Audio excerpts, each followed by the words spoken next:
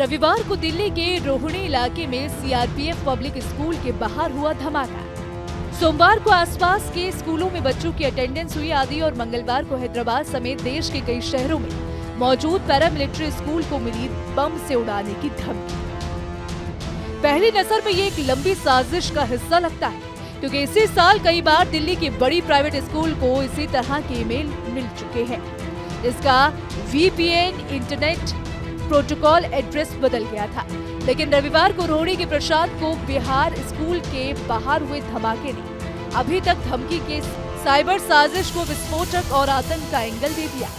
दिल्ली के प्राइवेट बड़े स्कूलों को ईमेल के जरिए बम से उड़ाने की धमकी पहले सिर्फ साइबर अपराध की नजर से देखा जा रहा था। रविवार को रोहिणी स्थित सीआरपीएफ पब्लिक स्कूल के बाहर हुए धमाके, अब इसकी आपराधिक और आतंकी एंगल से भी की जा रही जांच। मंगलवार को पैरा मिलिट्री फोर्स से जुड़े प्राइवेट स्कूलों को कई शहरों में मिली धमकी। इसके पीछे ऑर्गेनाइजर टेरर ग्रुप के होने की आशंका।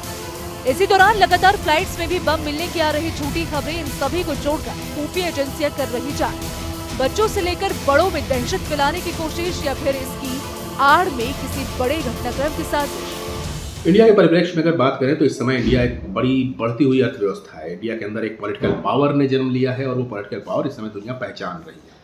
अब बदलते हुए वैश्विक समीकरणों के अनुसार भारत की जो छवि है उसको बिगाड़ने के प्रयास किए जा रहे हैं। भारत के अंदर एक तनाव का माहौल क्रिएट करने की कोशिश करी जा रही है। जो पॉलिटिकल स्थिरता है उसको भी कटघरे में खड़ा करने की कोशिश करी जा रही है। एक बहुत सोची समझी रणनीति है और इसके पीछे बहुत अंतर्राष्ट्रीय लोगों का हाथ है, अंतर्राष्ट्रीय लॉबीज का हाथ भी हो सकता है।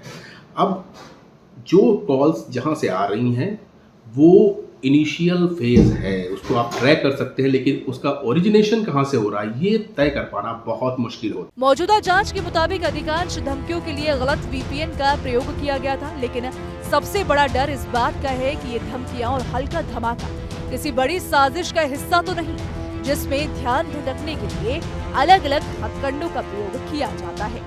कनाडा के साथ 5 कंट्रीज साथ में खड़े हुए नजर आते हैं। भारत की ब्रिक्स बैठक से पहले चीन और भारत के बीच में डिसएंगेजमेंट की शुरुआत हो जाती है, जिससे बहुत से देश खफा है। इंडिया की ग्रोथ स्टोरी के खिलाफ तो अब जापान में भी खबरें छपने लगी है। वहीं हिंदुस्तान में स्कूल से लेकर के एयरलाइंस को धमाकों से दहलाने की धमकियां चल रही है। ये सिर्फ साइबर अटैक नहीं बल्कि एक बड़ी साजिश का हिस्सा है। ये सिर्फ संयोग नहीं, एक ऐसा प्रयोग है जिसके जरिए भारत की विकास गति पर स्पीड ब्रेक लगाने की कोशिश है और भारतीयों के अंदर खौफ को फैलाने की साजिश। लेकिन अब सुरक्षा एजेंसियों ने साइबर से लेकर के और धमाकों के थ्रेट पर पूरी तरह से लगाम लगाने की तैयारी कर ली है। Bureau report, news nation. News nation अब व्हाट्सएप पर खबरों के ताजा अपडेट के लिए न्यूज नेशन के इस QR कोड को स्कैन करें।